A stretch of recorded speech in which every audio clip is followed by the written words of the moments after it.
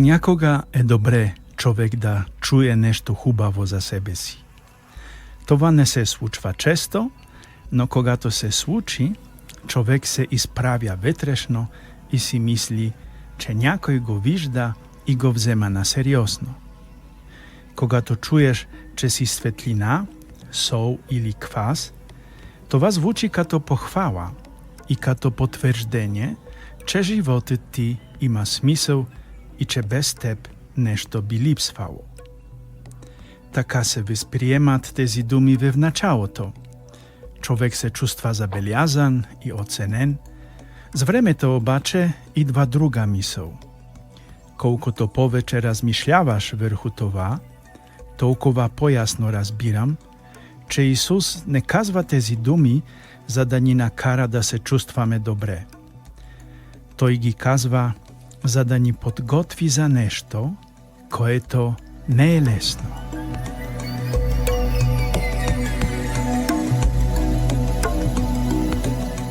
Казвам се отец Кшиштоф, аз съм капуцин и живея в австрийските Алпи, в долина Штанцертал в Австрия. И всяка седмица от петък срещу събота има нов подкаст. Повече може да се намери на адреса ja.podbean.com.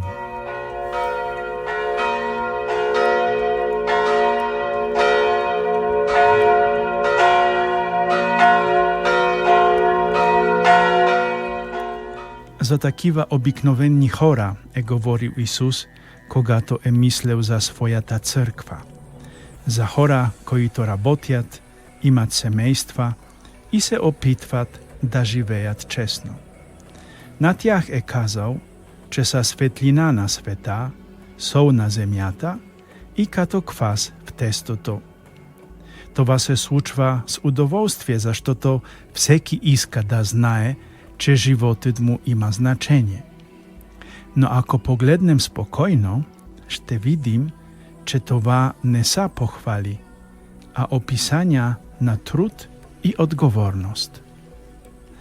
Днес светлината е нещо нормално. Натискаш ключа и става светло у дома, в работилница или в обора. Преди не е било така. Светлината е идвала от маслена лампа. За да има светлина, маслото е трябвало да изгаря. Без загуба не е имало светлина. Това важи и днес. Който иска да бъде светлина за другите, трябва да се изразходва. Това се вижда в ежедневието. Майка, която става нощем за детето си, въпреки че на сутринта пак трябва да работи. Баща, който се връща уморен от работа и въпреки това поправя счупеното и е до семейството си.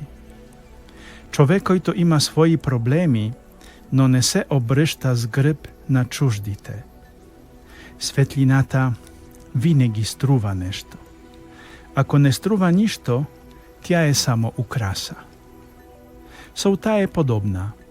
Някога солта е била много ценна, защото без нея храната се разваля. Нямало е хладилници, солта действа само когато се разтвори.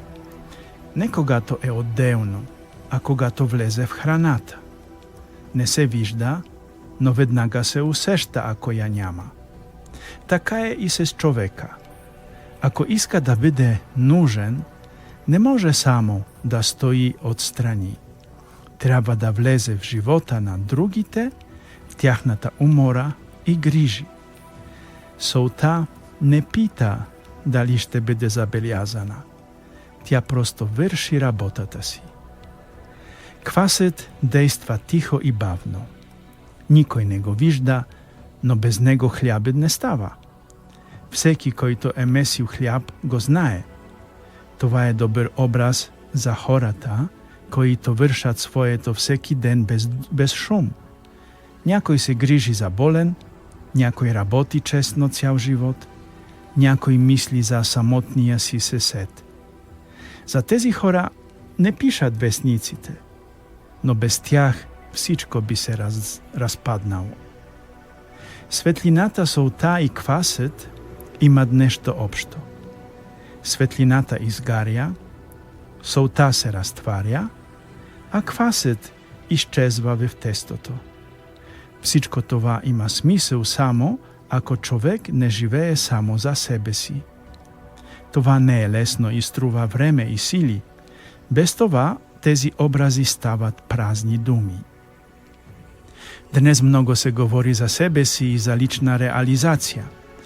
Животот често показва друго. Најмного смисел има тогава, когато човек не поставја себе си в центера. Не става дума за уништожаване, а за да знаеш зашто ставаш сутрин. Колкото порядко питам какво печеля аз, толкова повече добро остава след мен. На краја не е важно името и не е важно дали някој ще те похвали. Важен е въпросът дали благодарение на теб животът на другите става малко полек. В семейството, в работата, в квартала и в църквата. Това е истинската мисија, тиха и ежедневна. Солта, светлината и квасет не вдигат шум, но без тях всичко се разваля. Може би точно това е смисълът. Не да бидеш видим, а да бидеш нужен, дори когато това струва нешто. Амин.